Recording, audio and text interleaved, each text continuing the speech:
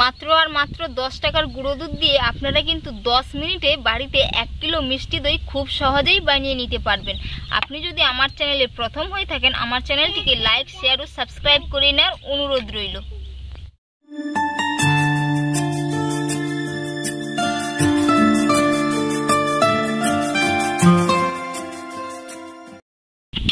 নমস্কার বন্ধুরা, প্রতিদিনের মতো আজকেও চলে এসেছি রান্নাঘরে। আজ আমি আপনাদের সম্পূর্ণ একটা ইউনিক রেসিপি করে দেখাবো।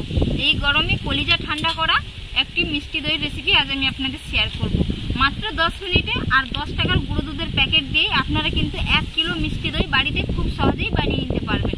তো আপনাদের সবার মনে প্রশ্ন হতে পারে কিভাবে হয়, তো দেখতে থাকুন কিভাবে আমি বানাই।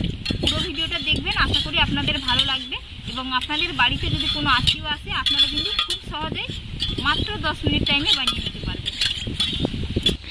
উনুন জেলে নিয়েছি, উনুনের মধ্যে কড়াই বসিয়ে দিয়েছি। তো কড়াইয়ের মধ্যে আমি এই চামচের মাপ করে 3 চামচ চিনি নিয়ে একটি ক্যারামেল বানিয়ে নিব। যেহেতু আমি মিষ্টি দই বানাবো, লাল লাল মিষ্টি দই, চিনিটা ভালো করে কড়ার মধ্যে মিলিয়ে নিচ্ছি। এর মধ্যে আমি জল দেব না এবং আর নাড়াচাড়াও করব না, চিনিটা নিজের থেকে গলে যাবে। আপনি যদি প্রথম ক্যারামেল বানাচ্ছেন তো চুলার ফ্লেমটাকে একেবারেই লোতে রেখে কিন্তু বানাবেন, না হলে চিনিটা পুরো পুড়ে যাবে।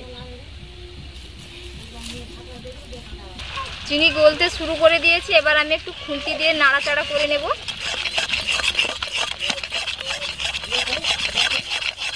ক্যারামেল হয়ে গেছে, এর মধ্যে আমি 3 কাপ জল দিয়ে দেব।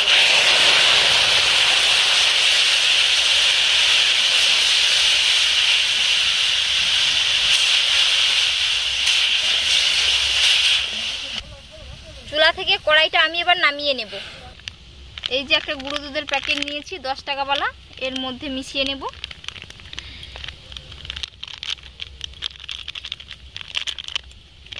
মাত্র 10 টাকার গুঁড়ো দুধ দিয়ে কিন্তু হয়ে যাবে।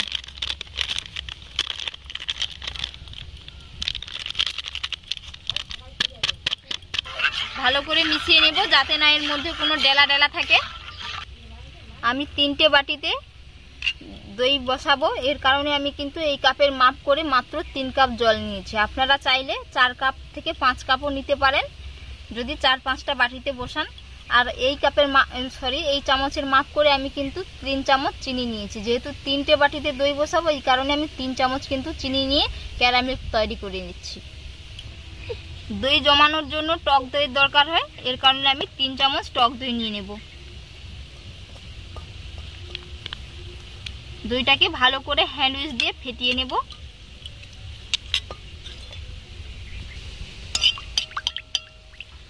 ভালো করে এটা মিশিয়ে নিয়েছি গুঁড়ো দুধ। তো এটা যাতে আরো ঘন হয়, এর কারণে আমি এখানে 3 চামচ কর্নফ্লাওয়ার দিয়ে দিচ্ছি। পুরো সব কিছুর মাপ কিন্তু আমি 3 চামচ করে দিচ্ছি, যেহেতু আমি 3টে বাটিতে জমাবো, এর কারণে ভালো করে মিশিয়ে নেব। এটা ঠান্ডা হয়ে গেছে, এই যে আঙুল দেওয়া যাচ্ছে, তো এই অবস্থায় আমি কিন্তু এর মধ্যে কর্নফ্লাওয়ার দিয়েছি। ভালো করে মিশিয়ে নিয়েছি, এবার আমি এর মধ্যে ফেটানো টক দই দিয়ে দেব। ভালো করে খুব সুন্দর করে ফেটিয়ে নিয়েছি। তো এবার আমি কড়াইয়ের মধ্যে দিয়ে দেব।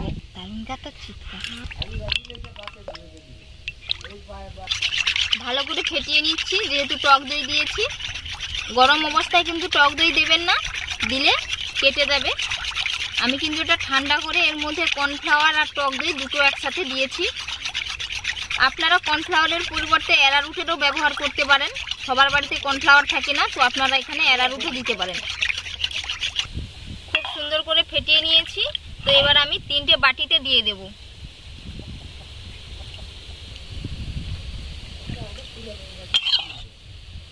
আপনারা কিন্তু এর মধ্যে চাইলে 1 কিলো দইও বানাতে পারবেন। তো আমি 1 কিলো বানাবো না, আমি 600 গ্রাম দই বানাবো। 3টে বাটিতে আমি একই মাপ করে সমান করে দিয়ে দিয়েছি। তো এবার আমি এগুলো 10 মিনিটের জন্য ভাপিয়ে নেব। চাওড়া দেখে একটা ফ্রাই প্যান নিয়েছি, এর মধ্যে আমি 1 বাটি জল দিয়ে দিচ্ছি, দিয়ে 3টে বাটি এর উপরে বসিয়ে দেব। জলটা উষ্ণ গরম হয়েছে, এর মধ্যে আমি 3টে বাটি বসিয়ে দিচ্ছি। এইরকম চাওড়া দেখে আপনারা একটা ফ্রাই প্যান নেবেন, যাতে বাটিগুলো বসে যায়। এইভাবে পাক্কা আমি 10 মিনিট জাল দিয়ে নেব।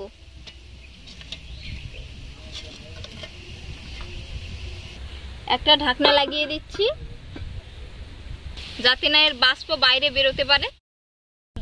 10 মিনিট হয়ে গেছে, এবার দেখে নেব ঢাকনা খুলে। দইটা কত সুন্দরভাবে জমে গেছে, দেখে নিশ্চয়ই বুঝতে পেরেছেন কতটা সুন্দর হয়েছে দইগুলো। তো এবার আমি এইগুলো আপনাদের কেটে দেখাবো। আপনারা এই অবস্থায় বের করে ফ্রিজে 4 থেকে 5 ঘন্টা রেখে দেবেন, পুরো ঠান্ডা ঠান্ডা করে খাবেন, খেতে কিন্তু খুবই মজা লাগবে। এবার আমি আপনাদের কেটে দেখাবো দইটা কতটা সুন্দর হয়েছে। দেখে নিশ্চয়ই বুঝতে পেরেছেন দইটা কত সুন্দরভাবে জমে গেছে, পুরো কাটারি মার্কা দই হয়েছে। মাত্র 10 মিনিট, আপনারা কিন্তু 10 মিনিটের বেশি কিন্তু রাখবেন না। বন্ধুরা, আজকের রেসিপি আপনাদের কেমন লাগলো অবশ্যই কিন্তু আপনারা কমেন্টে একবার জানাবেন এবং বাড়িতে এইরকম ভাবে বানিয়ে খাবেন, খেতে কিন্তু খুবই অসম্ভব মজার হয়। তো আপনারা ভালো থাকবেন, সুস্থ থাকবেন, ধন্যবাদ।